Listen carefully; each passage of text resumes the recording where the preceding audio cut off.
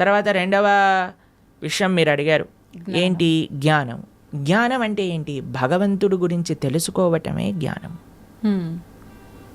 ఎవరైతే భగవంతుడి గురించి తెలుసుకుంటారో, భగవంతుడు చెప్పింది భగవద్గీత అనుకున్నాం, మరి భగవంతుడి గురించి తెలుసుకోవాలంటే ఏ పుస్తకం చదవాలి?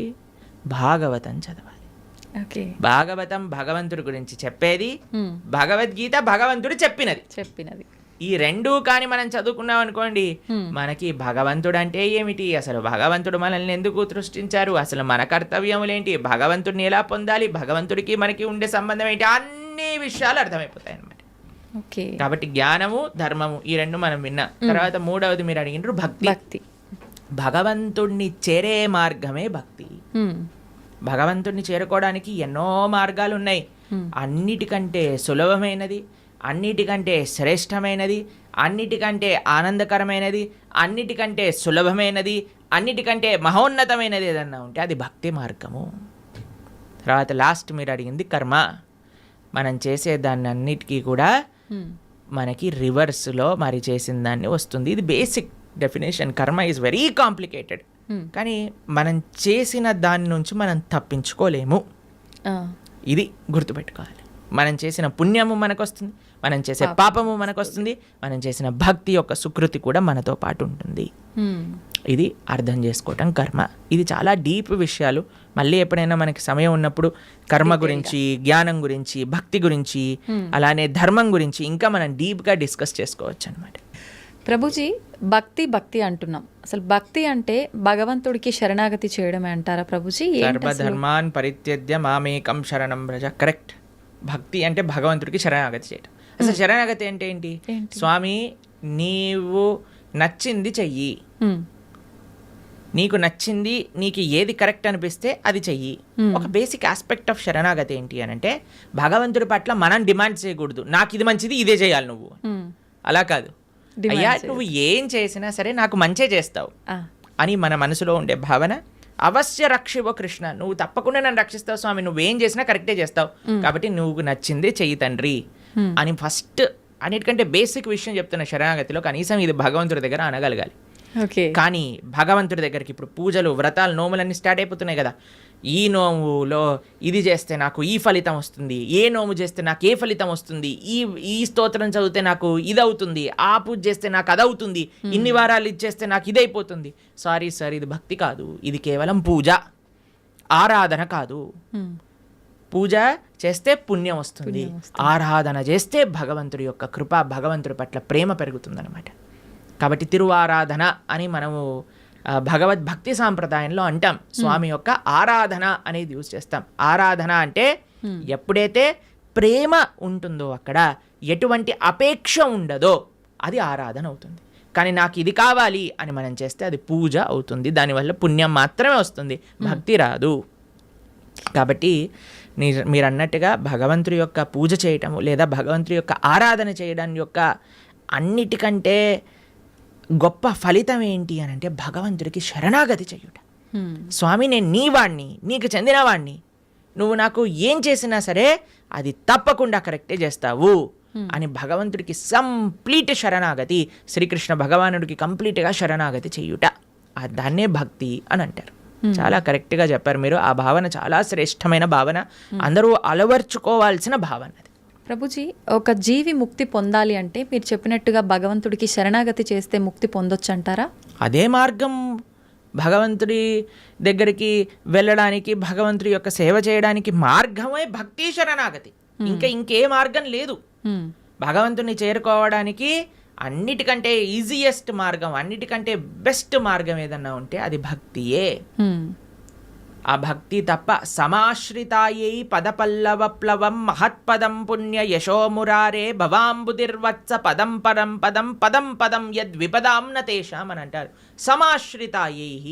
సమాశ్రితాయై అంటే శరణాగతి చేయటం. ఎవరైతే భగవంతుడి యొక్క శ్రీచరణాలను ఆశ్రయిస్తారో అటువంటి వాడికి ఏమవుతుందంటే, ఇంత పెద్ద సంసార సాగరం అంటాం కదండి, సంసార సాగరంలో కొట్టి ముట్టాడుతున్నాం అంటారు కదా, ఆ సంసార సాగరం ఎంత అయిపోతుందట అంటే, ఒక గోవు దూడ పాదం ఉంటుంది కదండి, దూడ కానీ బురదలో పాదం పెట్టింది అనుకోండి, ఇంత చిన్న హోల్ అవుతుంది. దాంట్లో ఎంత నీళ్లు ఉంటాయి? తక్కువగా ఉంటాయి. అన్ని నీళ్ళు అయిపోతుందంటే ఈ సంసార సాగరం మొత్తం ఎవరైతే భగవంతుడికి శరణాగతి చేస్తారు అంత నీటిని ఎంత సులభంగా దాటొచ్చండి, ఒక పాదం పెడితే సరిపోతుంది దాటి అంతే. అలా సంసారాన్ని దాటేయచ్చట ఎవరైతే భగవంతుడి యొక్క పాదాలకు శరణాగతి చేస్తారు.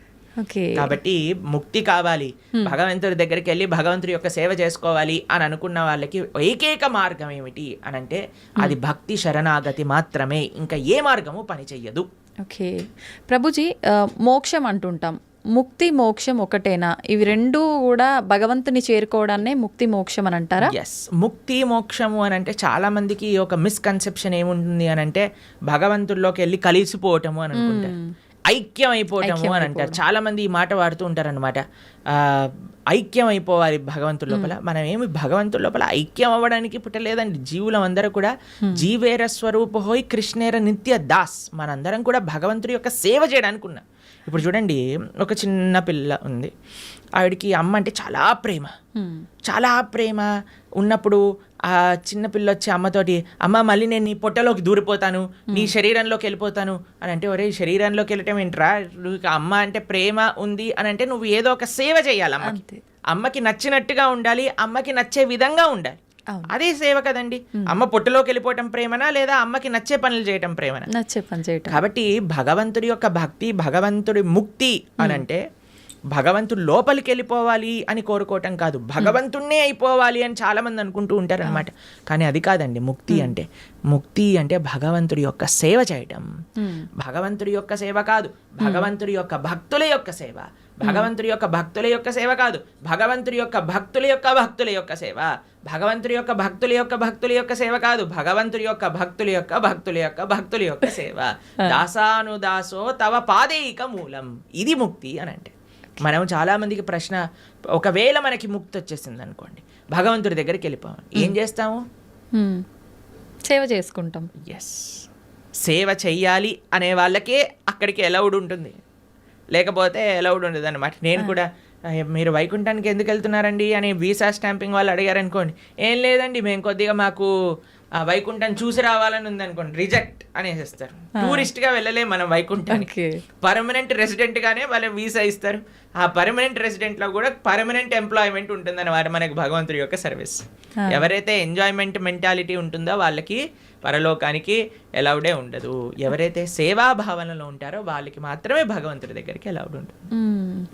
ప్రభుజీ, జీవాత్మ అంటుంటారు, జీవుడు జీవాత్మ రెండు ఒకటేనా, వేరు వేరు అంటారా? ఎస్, మనకి 3 రకాల శరీరములు ఉంటాయి. ఇప్పుడు మీరు చూసేదాన్ని స్థూల శరీరము అని అంటారు, అంటే చర్మము, బ్లడ్, బోన్స్ వీటన్నిటితో ఉండే స్థూల శరీరం అంటారు. దీంట్లోపల సూక్ష్మ శరీరం అని ఉంటుంది, మన బుద్ధి అహంకారములతో స్థూల శరీరం ఉంటుందన్నమాట. దాని లోపల స్థూల శరీరం, సూక్ష్మ శరీరం, దాని లోపల మనకి కారణ శరీరము అని అంటారు, దాన్ని ఆత్మ, జీవాత్మ అని అంటారు. ఇప్పుడు చూడండి, ఫర్ ఎగ్జాంపుల్ ఇప్పుడే నేను స్టూడియోకి వస్తుంటే ఒకళ్ళు వెళ్ళిపోయారు, ఆయన పక్కన నుంచి ఇలా తీసుకెళ్తూ ఉన్నారనమాట. సపోజ్ పలానా వ్యక్తి వెళ్ళిపోయారండి అని అంటారు. వెళ్ళిపోయారు అని అంటే ఇక్కడే కదండి మన ముందే కనిపిస్తున్నారు కదా. మరి వెళ్ళిపోయారు అని ఏం వెళ్ళిపోయింది? ఆత్మ. ఇదే బేసిక్ అండర్స్టాండింగ్. కానీ ఎంతమందికి ఈ విషయం గురించి, అరే ఆత్మ వేరు శరీరం వేరు అని మనం గుర్తించేసామనుకోండి, ఈ శరీరం పైన అంత ఇన్వెస్ట్మెంట్ ఎందుకు చేస్తాం చెప్పండి? అసలు ఎవరైనా అద్దెల్ని అలంకరించుకుంటారా? మీకు ఈ స్టూడియో అంటే జస్ట్ రెంట్కే ఇచ్చారంటే మీరు ఒక ₹1 కోటి పెట్టి దీన్ని రీమోడిఫికేషన్ చేస్తారా? లేదు, ఆలోచిస్తాం ప్రభుజీ, ఖచ్చితంగా ఆలోచిస్తాం. ఎప్పుడైతే మన సొంత ఇల్లు ఉంటుందో అక్కడ అలంకరించుకుందాం అని అనుకుంటారు కదా. కానీ మనందరం చేసే పని ఏంటి? ఇది తెలుసు, అదే ఈ శరీరము పర్మనెంట్ కాదు, అయినా సరే మనం ఈ శరీర పోషణలో ఉన్నాం. కానీ శరీర పోషణలో ఉండద్దు అని చెప్పట్లేదండి, కానీ ముఖ్యమైన ఆత్మని మర్చిపోరాదు, అది అన్నిటికంటే ముఖ్యం. జీవాత్మ మనము అని అంటే, ఇప్పుడు చూడండి, ఇది నా చెయ్యి అంటాం, నా చెయ్యి, నా షర్ట్, నా వాచ్, నా తల, నా కళ్ళు. మరి నువ్వెవరు? నా నా నా నా అంటున్నావు కదా, మరి నువ్వెవరు అని కానీ మనం ప్రశ్న చేసుకుంటే మనకు తెలుస్తుంది, మనం ఈ శరీరం కాదు. శరీరం అయితే మరి ఆ వ్యక్తి అలానే ఉన్నాడు కదా, వెళ్ళిపోయారు అని ఎందుకు అంటున్నారు? జీవులం మనం, మనందరం కూడా ఆత్మ, అదే జీవాత్మ అంటారు. కేవలం ఈ 3 కాదండి, ఇంకొక ఆయన కూడా మన శరీరంలో ఉన్నారు, ఆయన పరమాత్మ. మన హృదయంలో, హృదయ స్థానంలో 2 ఉంటారు వ్యక్తులు, జీవాత్మ, పరమాత్మ, 2. జీవాత్మ ఎప్పుడైతే పరమాత్మను తెలుసుకొని పరమాత్మకు శరణాగతి చేసి పరమాత్మ సేవ చేస్తారో దాన్నే ముక్తి మోక్షము అనేది. కాబట్టి జీవుడు జీవాత్మ రెండు ఒకటే. జీవాత్మ ఒకళ్ళు, పరమాత్మ ఒకళ్ళు. పరమాత్మని తెలుసుకోవటమే జీవుడి యొక్క లక్ష్యం. ప్రభుజీ, ఒకసారి ఆత్మ శరీరాన్ని విడిచి వెళ్ళిన తర్వాత మళ్ళీ ఎంత కాలం పడుతుంది మళ్ళీ ఒక జీవిలో రావటానికి? ప్రాణం అంటే ఏమంటారు, అది ఒక కస్టమైజ్డ్ ప్రాసెస్ అన్నమాట. అది ఎవరికి ఎంతసేపు వాడు నరకంలో ఉంటాడో, ఎంతసేపు స్వర్గంలో ఉంటారో, ఎంత తొందరగా, అవన్నీ ఇంకా మనం చెప్పలేం. చాలా కాంప్లికేటెడ్ కర్మ సిద్ధాంతం అంటే. దానికి ఏం స్పెసిఫిక్ పారామీటర్స్ లేవు. మనతో అయినప్పుడే మనకు తెలుస్తుంది ఎన్ని రోజులు ఉన్నాం, మనం ఎక్కడ ఉన్నాం అనేది. కాబట్టి తప్పకుండా ఒక శరీరం నుంచి వదిలిపెట్టి వెళ్ళాక కొన్ని రోజులు ఆ జీవాత్మ అలానే తిరుగుతారు అని చెప్తారు. అందుకే మనము మంచి పుణ్యకర్మలన్నీ చేయడానికి ప్రయత్నం చేస్తాం. 10, 11, 12 అట్లా ఒక్కొక్కరికి ఒక్కొక్క పద్ధతులు ఉంటాయి. దాని తర్వాత వాళ్ళు అక్కడ నుంచి స్వర్గాది లోకములకు, నరకాది లోకములకు వెళ్ళి వాళ్ళ పాప పుణ్యాలన్నీ అనుభవించి మళ్ళీ ఇంకొక శరీరంలోకి దాల్చడానికి ఈ భూలోకంలోకి రావాల్సి వస్తుంది. లేదు, ఆయన చాలా భాగవతోత్తముడు, భగవంతుడికి శరణాగతి చేసి భక్తి చేసిన వాళ్ళు, పుణ్యంతో సంబంధం లేదు, పాపంతో సంబంధం లేదు, సాయిగా యత్గత్వా నా నివర్ధంతే తద్ధామ పరమమ్మ, భగవంతుడి యొక్క లోకానికి చేరుకున్నారనుకోండి, ఇంకా మళ్ళీ పుట్టాల్సిన అవసరం లేదు, పుణ్యము లేదు, పాపం లేదు, ఏ గోల లేదు, ఆనందంగా భగవంతుడి యొక్క సేవలో ఉండొచ్చు. మన సనాతన ధర్మంలో మీరు అర్థం చేసుకోవాల్సినవి 3 ఉన్నాయండి. ఏంటి ప్రభుజీ? ఒకటి పాపం, అంటే మనం చేసే తప్పుడు వాటికి వచ్చే ఫలితాన్ని పాపము అని అంటారు. 2 పుణ్యం, మనం చేసే మంచి పనులకి మనకి రిటర్న్గా వచ్చేది పుణ్యం. ఇంకొకటి 3వది ఉందండి, దాన్ని భక్తి అని అంటారు. భక్తి పుణ్యానికి సంబంధం లేదు, పాపానికి సంబంధం లేదు. ఇది సపరేట్ బ్యాంక్ అకౌంటే. ఎప్పుడైతే మనం ప్రేమతో భగవంతుడిని ఆశ్రయిస్తామో అది పుణ్యం కాదు, అది భక్తి సుకృతి అంటారు. భక్తోన్ముఖ సుకృతి అని అంటారు. ఎవరైతే భక్తి చేస్తారో అటువంటి వాళ్ళు నా స్వర్గానికి వెళ్ళరు, నా నరకానికి వెళ్ళరు. వాళ్ళు వెళ్ళేది భగవంతుడి యొక్క లోకానికి. స్వర్గానికి వెళ్ళినా, నరకానికి వెళ్ళినా, ఇంకా ఏ దేవత యొక్క ప్రపంచానికి వెళ్ళినా సరే, లోకానికి వెళ్ళినా సరే, కృష్ణుడు భగవద్గీతలో చెప్తారు, ఆ బ్రహ్మ భువనాలోక పునరావృత్తినో అర్జున. ఇక్కడ నుంచి బ్రహ్మలోకం అంటే అన్నిటికంటే టాప్ మోస్ట్ లోకం అనమాట. అక్కడ వరకు వెళ్ళిన వాళ్ళు కూడా మళ్ళీ పుట్టాల్సిన అవసరం ఉంటుంది.